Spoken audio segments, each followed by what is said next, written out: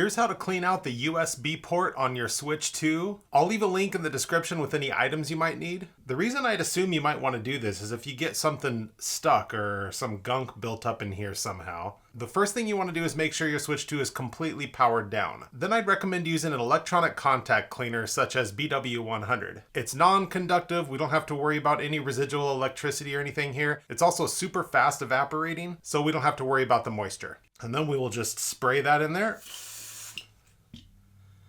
If it's just dusty or dirty, that ought to do it. But if you have anything stuck up inside of there, you can either get a cleaning kit that would have something like this, a really fine point, safe ended plastic brush. And you can just take that and you can kind of work it inside of there and loosen up whatever is stuck and gunky around that chip in the middle there. Alternatively, if you don't have any of those, but you have any of these dental flosses here, you could consider turning that around for the pick part, and that would give you something that you could work in there. Basically, there's a couple of things you don't want to put inside of there. The first thing is, for sure, you don't want to put any metal in there. Nothing that would risk zapping you or causing any damage there. Second thing, I wouldn't recommend using a toothpick or anything like that where a piece of it could break off and get stuck in there. That's why I think just for something around the house, this floss pick is pretty awesome for being able to get in there and clean it out. Once you've got it loosened up, a little bit more of this contact cleaner.